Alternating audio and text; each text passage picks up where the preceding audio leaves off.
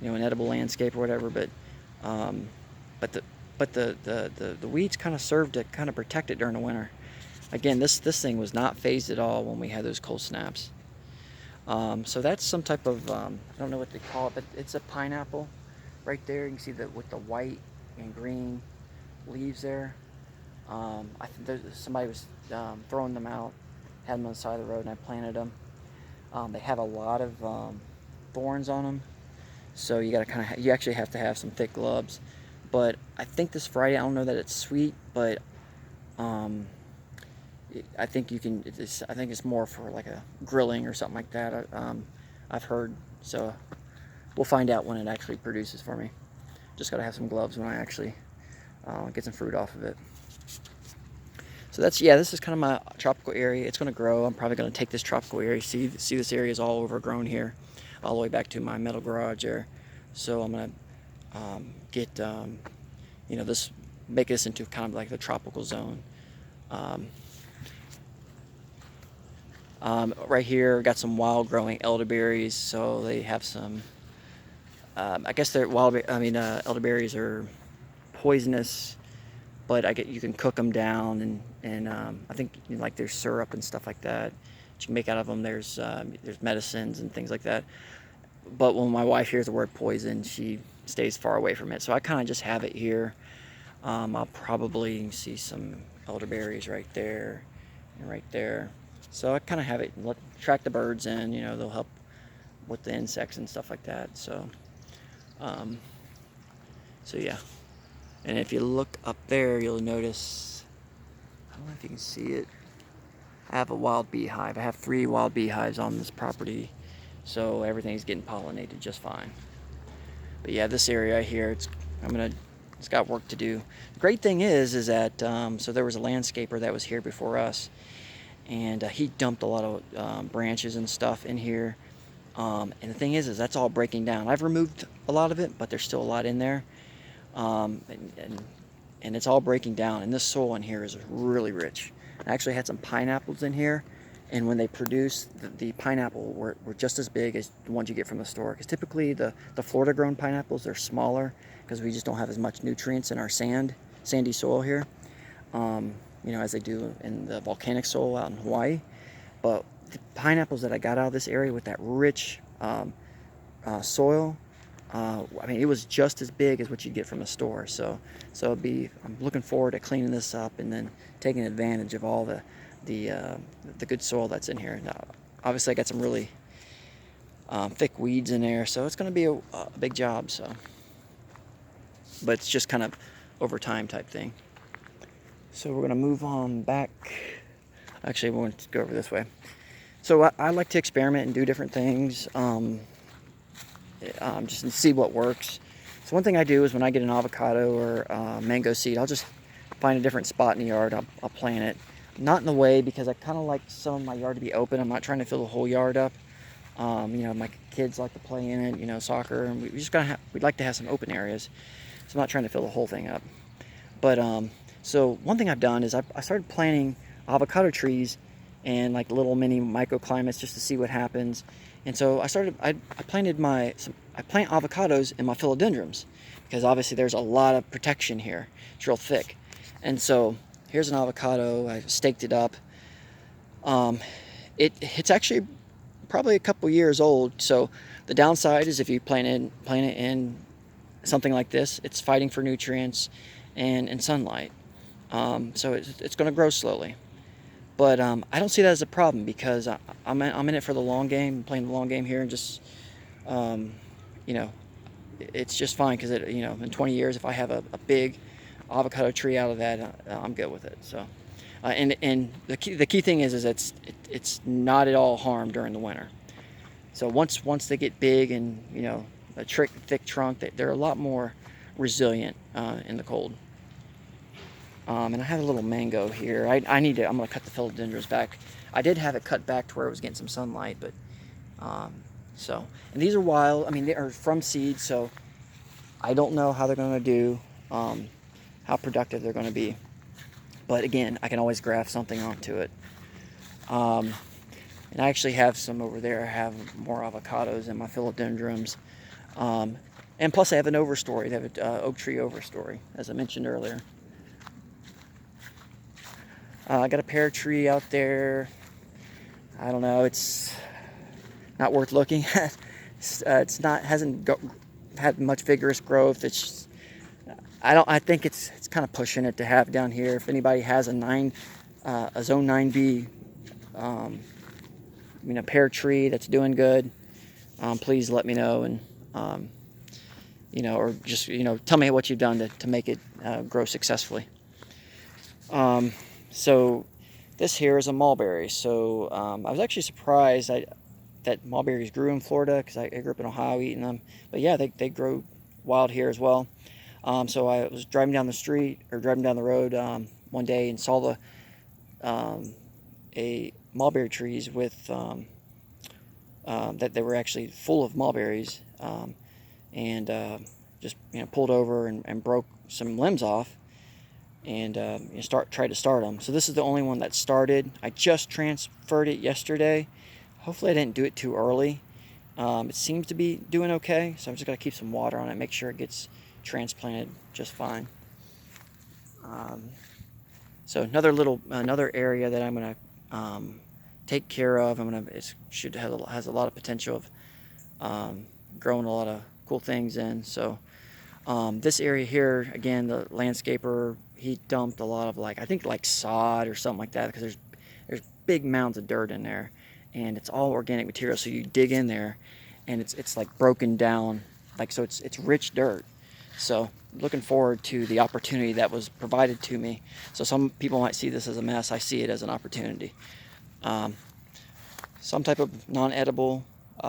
Just thought I'd plant it here, maybe get a hedge, some type of protective hedge against this area for the long haul, because this oak tree probably not going to be here.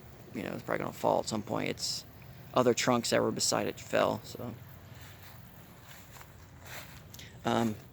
this plant here, so it's a nitrogen fixer. I forget what it's called, but it's anything that produces a bean or a pea, I think, is a lagoon, or falls in the lagoon family, and it means it will pull in nitrogen. So it's a nitrogen fixer.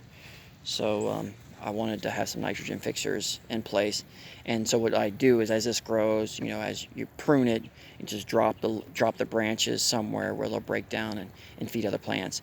What I'll probably do is I'll just run it through my chipper and make it break down even quicker. So here's a persimmon tree. This is a non-astringent. Seems to be doing okay. I got it in the ground. It doesn't have new growth, but it's alive. Leaves are nice and green. So here's my wild lemons here. It produced quite a bit last year, not as much this year, but it's got some on there.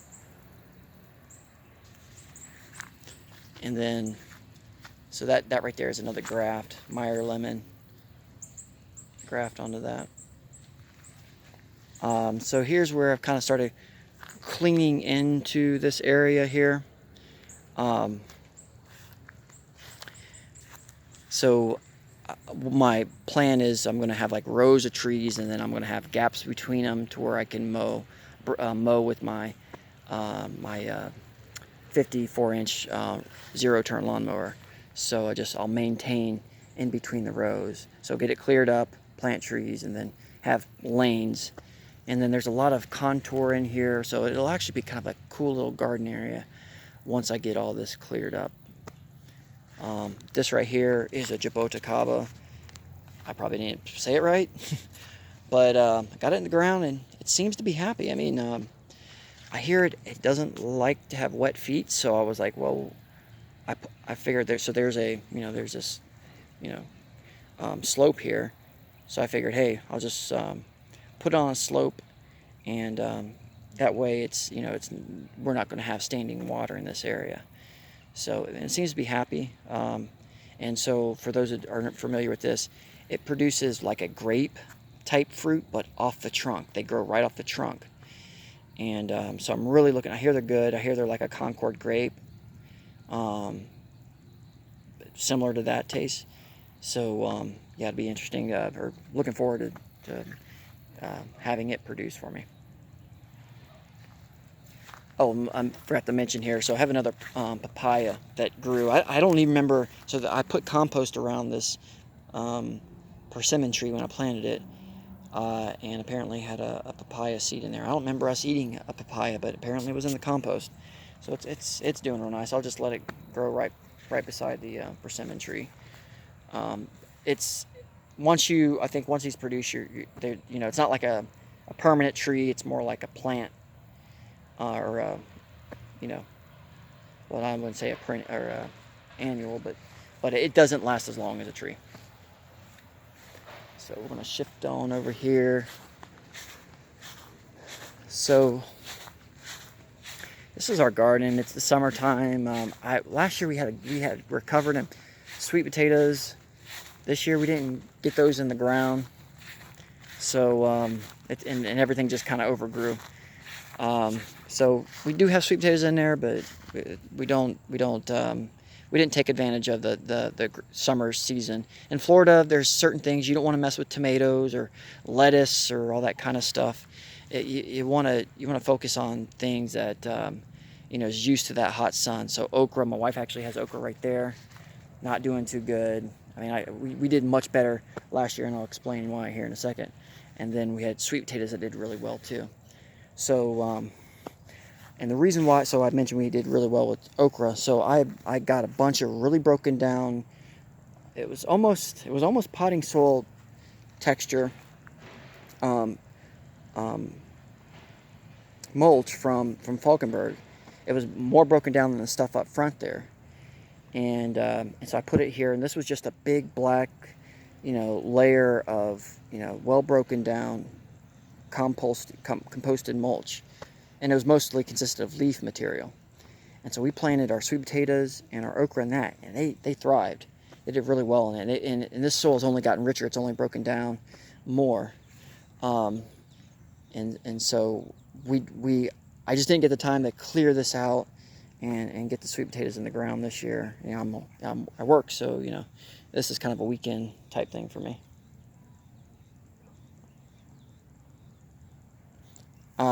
But what I have been using this area for is for starting things. So I've got a little ficus here. I mentioned my ficus earlier.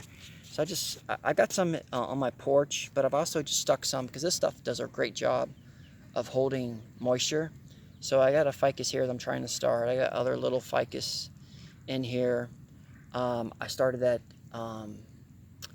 the mulberry tree in here. I'll just come in here and stick stuff in the ground. Here's a mini guava that I'm trying to start. So, and then moringa tree. So I trimmed the moringa tree back. So I actually have, I think, 3 moringa trees just from those 3 starts there. So it's a good medium for starting stuff, and it's just holds the moisture really well. I mean, it's kind of got good exposure to sun, and all this stuff still kind of, I've had things successfully start in this material. So this right here is a nitrogen fixer. It's probably supposed to be the dominant nitrogen fixer. This is a Mexican sunflower. So I got this. So my in-laws live. There's a church behind them, and their Mexican sunflower was growing over into my in-laws' property.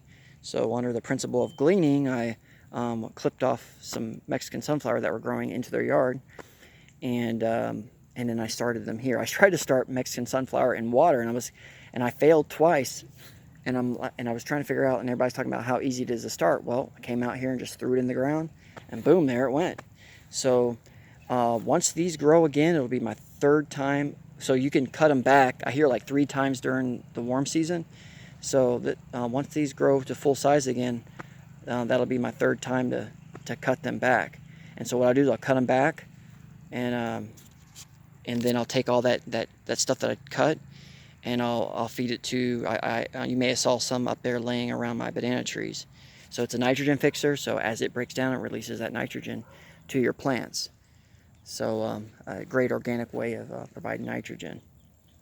There's probably other ways, like I got my chipper. If I was to chip this stuff up and just throw it in some water, I'm sure there's things, I just haven't experimented with that yet. Over there are along the where my chickens are. I have losing it. I cannot believe I forgot what it's called. A muscadine. So there we go, muscadines. I should know. I should know that. It just drew a blank there. So muscadine grape does really good in the south. I've had them at my other house. They growing along a fence. And so what I'm going to do is I have bird net in there to keep the chickens from flying out, to keep hawks from flying in to kill them. So the goal here is to get this muscadine. I'm going to make a string trellis over their area and get the muscadines to grow over that. So we'll have like a natural protection to keep hawks from getting in there. Right now I have bird netting. So that's the muscadine. I have a muscadine on the other side as well, the chicken coop. So we're gonna shift around here.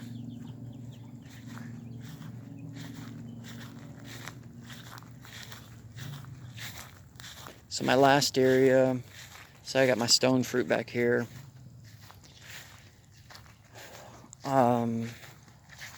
So this is a kind of a, I got this area well mulched out. This is where I've taken my chipper and chipped up stuff. So the stuff you see here is what I've put through the chipper. So that right there is another dwarf banana.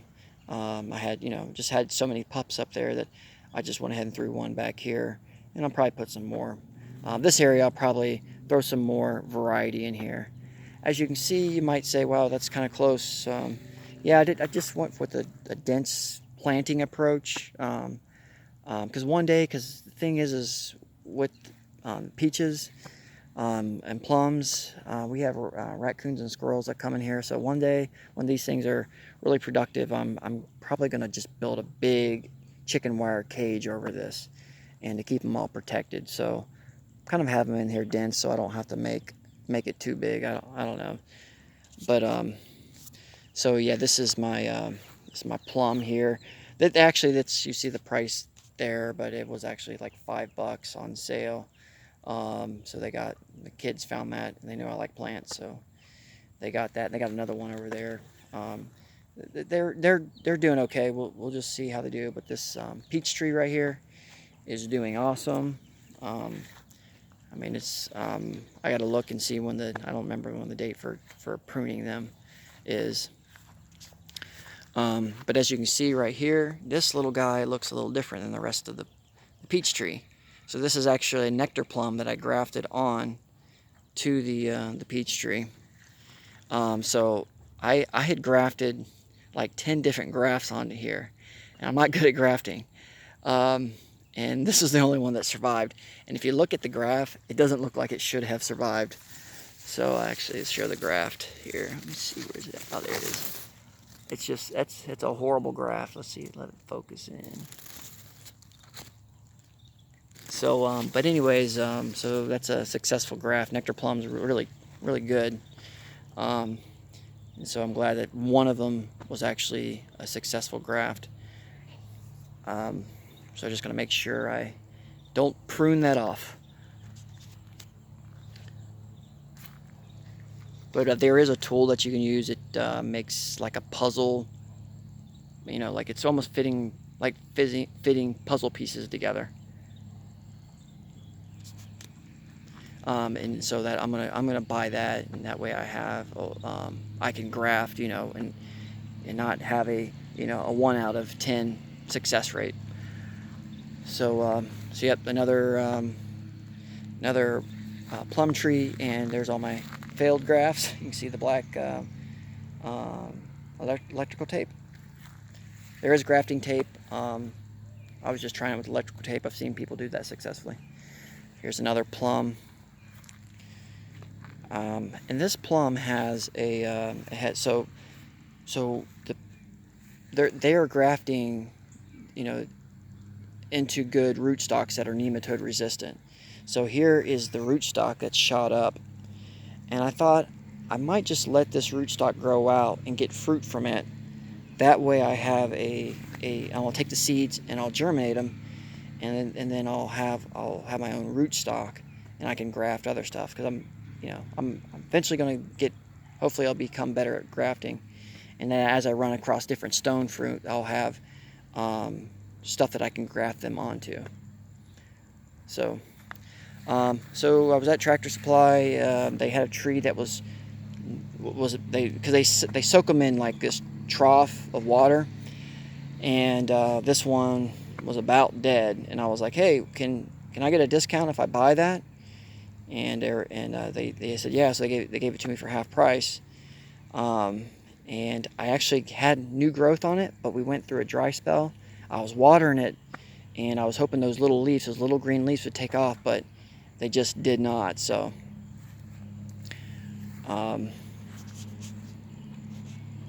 anyways, I think that covers everything. I got other things going on the property, but I think in a year I'll be glad to do another update video and kind of show you where I'm at. And again, if you see something that you think is, that I should improve on, throw a comment in there.